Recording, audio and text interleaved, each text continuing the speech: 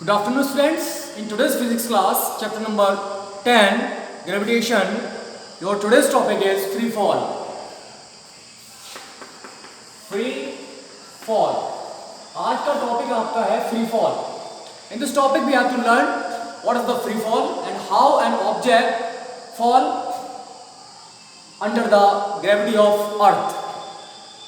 देखिए, जब कोई भी ऑब्जेक्ट ऊपर से छोड़ा जाता है, फॉर एग्जाम्पल ये चौक मैं ऊपर से छोड़ रहा हूं एकदम, तो क्या होगा, ये नीचे गिरेगा। क्यों गिरा? क्योंकि इसको अर्थ की ग्रेविटी ने क्या किया, अपनी ओर अट्रैक्ट किया। मैंने तो कुछ नहीं किया था, मैंने बस यहां से छोड़ दिया था, रिलीज कर दिया था, तो ये छोड़ने से क्या हुआ, सीधे नीचे गिर गया। अच्छा, ये नीचे गिरा, ये ऊपर की ओर नहीं गया। वजह क्या थी? इसको कोई ऊपर अट्रैक्ट करने वाला नहीं था, खींचने वाला नहीं था, इसको नीचे ही अट्रैक्ट करने वाली थी कौन? Gravity of earth. तो जब कोई भी ऑब्जेक्ट ग्रेविटी ऑफ अर्थ की वजह से या influence of gravity of earth में मोशन करता है, तो उसको हम फ्री फॉल कहते हैं। अंडर ग्रेविटी अगर कोई ऑब्जेक्ट मोशन करता है अंडर ग्रेविटी ऑफ अर्थ, तो वो आपका फ्री फॉल में होता है।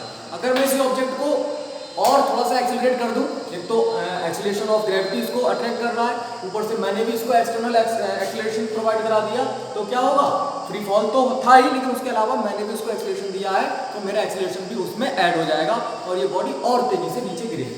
इन कंपैरिजन जब मैं इसको सीधे रिलीज करूंगा तब सिर्फ ग्रेविटी का एक्सीलरेशन वर्क करेगा, लेकिन जब मैं इसको फेंकूंगा तब मेरा एक्सीलरेशन, मेरे थ्रू जो दिया गया एक्सीलरेशन वो है, और प्लस ग्रेविटी का जो एक्सीलरेशन है वो, दोनों ही एड अप करके इसमें आएंगे।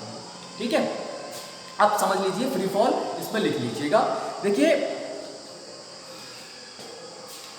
when any body या any object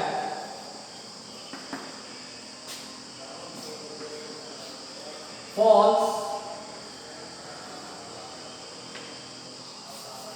because due to influence of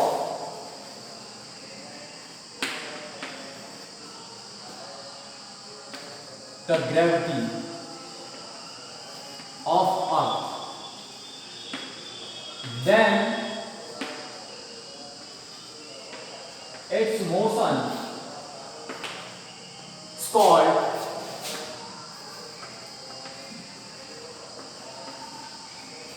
free fall. इसकी मोशन क्या कहलाती है? फ्री फॉल कहलाती है। ठीक है, whenever object fall towards the earth under the force alone be say that the object are in free fall. Object क्या कहलाता है? ऑब्जेक्ट आपका फ्री फॉल कहलाता है। ठीक बेटा, अब हम इसके लिए एक छोटा सा डेरिवेशन करेंगे जो कि आपका रिलेशन देगा स्मॉल जी और कैपिटल जी में। ठीक है, तो आप लोग इसके बाद छोटी सी हेडिंग डाल दीजिएगा, इसको मैं रफ करूंगा, relation between small G and capital G. Relation between small G and capital ji.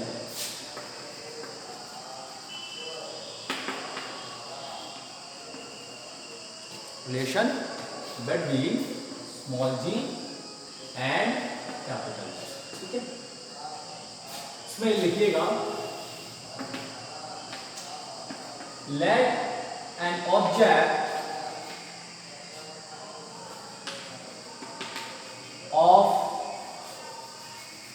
let a body of mass small m kilogram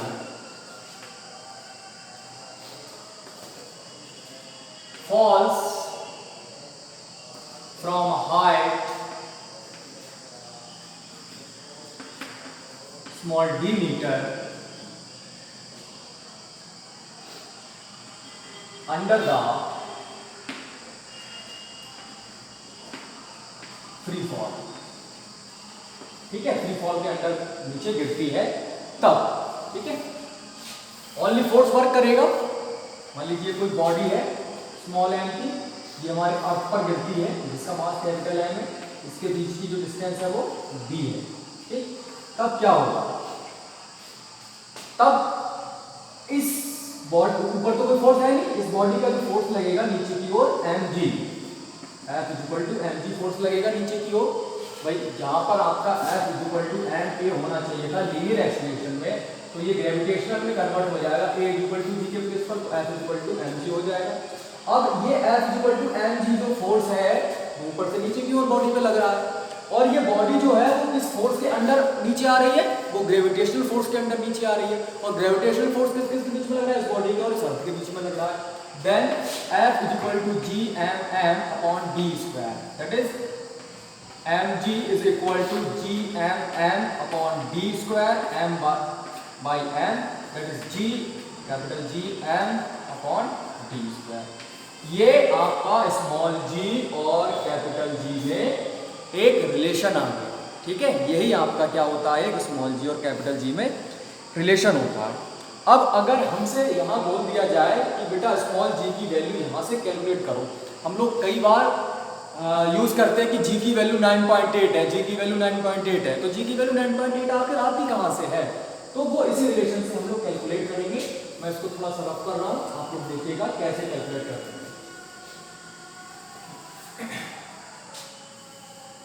अब देखिए हमारे पास जो वैल्यू होती है g की, वो कैसे निकलेगी।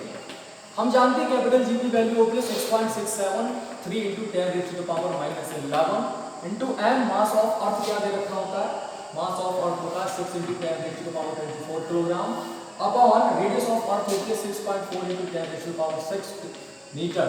इसका क्या हो जाएगा फिर आपका होल स्क्वायर हो जाएगा, ठीक है। तो जब आप इसको सॉल्व करेंगे, कैलकुलेट करेंगे, तब आपका 9.8 मीटर पर सेकेंड स्क्वायर आएगा। ये आपकी g की वैल्यू होती है, ठीक है। तो अर्थ पर हम जनरली जब g बोला जाता है तब उसमें हम जो वैल्यू यूज़ करते हैं वो हम 9.8 यूज़ करते हैं, और जब भी हमें पोल्स पर यूज़ करना होता है तो ये g की वैल्यू होती है वो कन्वर्ट हो जाती है, मतलब चेंज हो जाती है। कभी 9.8 की जगह कभी 9.9 भी हो जाती है, कभी 10 भी हो जाती है, ठीक है। तो कहीं कहीं पोल्स वगैरह पे इस g के मान में वेरिएशन हो जाता है, जबकि आपका वैसे अगर जनरली बात करें तो ये वैल्यू 9.8 होती है, ठीक है। अच्छा, इसमें थोड़ा सा नोट डाल के लिख लीजिएगा, note g can be varies, can be change, but capital G can not be change and at any place। लेकिन जो कैपिटल G होती है वो कहीं पर भी किसी भी प्लेस पर चेंज नहीं होती है, ये इसमें छोटा सा अंतर है, ठीक है। अच्छा, यूनिट वगैरह तो उसकी मीटर पर सेकंड स्क्वायर होती है, उसकी जो होती है Newton metre square per kilogram square होती है, और भी रिलेशन है इसके छोटे छोटे, वो आप लोग जैसे इसकी वैल्यू आई 9.8 metre per second square approx, उसकी आई 6.673 into 10⁻11 metre newton metre square per kilogram square. तो इस तरह से इसकी वैल्यूज में भी अगर डिफरेंस आता है तो आप लोग उसको मेंटेन कर सकते हैं, लिख सकते हैं, ठीक है। इसके बाद नेक्स्ट टॉपिक आता है बच्चों आपका, सिंपल सा है, छोटा सा है, वो मैं आपको बता दूं। Motion of objects under the influence of gravitational force of the earth, ठीक है। ये मैं छोटी सी 1-2 लाइन में कंप्लीट करा दूंगा आपको, ये वाली टॉपिक, ये वाला। तो हेडिंग डालिएगा, motion of objects, motion of objects under the influence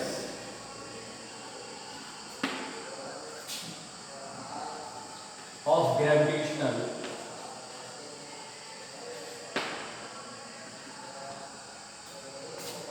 force of the earth,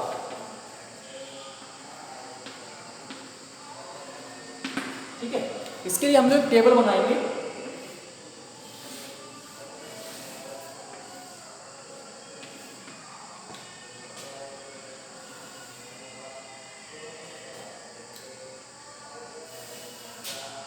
इसमें जो हम रिप्लेस करेंगे वो चीज देखिएगा, ये आपकी लीनियर इक्वेशन के लिए मोशन होगी, लीनियर इक्वेशन, और ये ग्रेविटेशनल इक्वेशन के लिए होगी,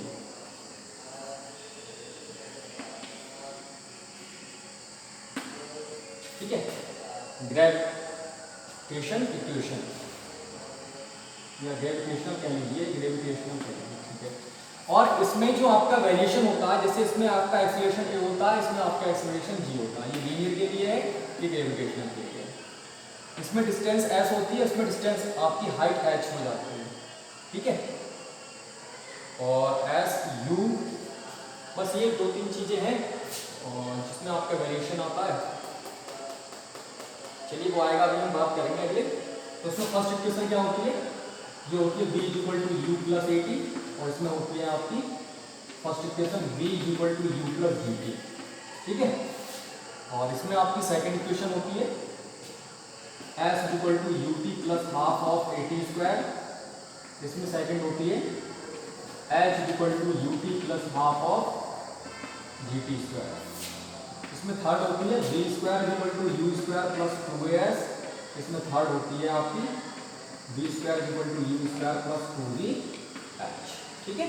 ये आपकी मोशन की इक्वेशंस होती है। अच्छा, न्यूमेरिकल्स जब हम सॉल्व करते हैं उस कंडीशन में ध्यान रखिएगा, मैं आपको नोट डलवा के लिखवा दे रहा हूँ, ये बहुत ज़्यादा मिस्टेक करते हैं बच्चे।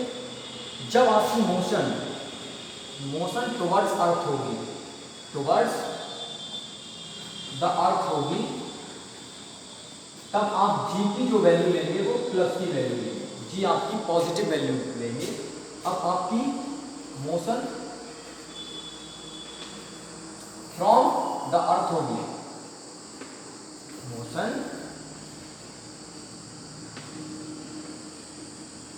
फ्रॉम द अर्थ होगी, तब जो जी की वैल्यू लेंगे आप वो निगेटिव लेंगे। जैसे आपने कोई स्टोन नीचे से ऊपर फेंका, तब आप जो फर्स्ट इक्वेशन लेंगे वो v equal to U plus A T के प्लेस पर u माइनस जी टी लेंगे। अगर वही पत्थर ऊपर से नीचे आ रहा था तो v equal to U plus G T लेंगे। ऐसे ये वाली जब आप नीचे से ऊपर के लिए करेंगे h equal to U T minus half G T square लेंगे, मतलब जहाँ जहाँ g है वहाँ माइनस कर देंगे। और ये ऊपर से नीचे के लिए तो आपका u h equal to U T plus half G T square होगा। बट थर्ड इक्वेशन की बात करें तो ये आपकी B square equal to U square plus 2gh होगी, नीचे से ऊपर की, ऊपर से नीचे की ओर।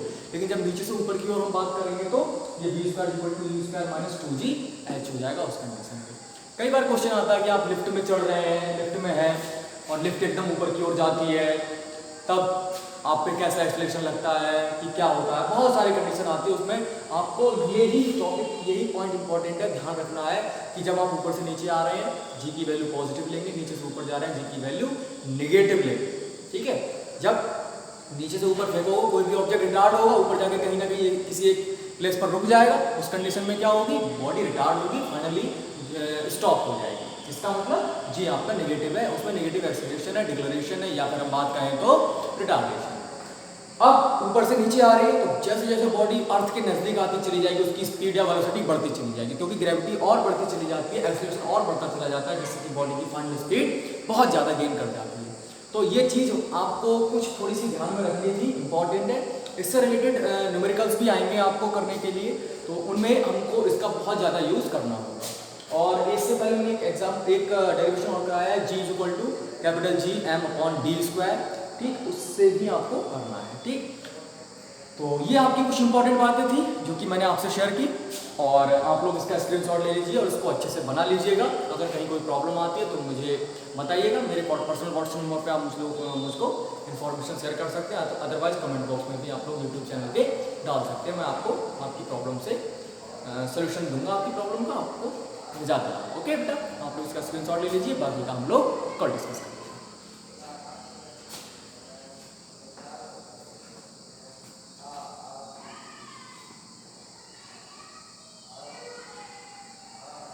ओके बेटा, थैंक यू।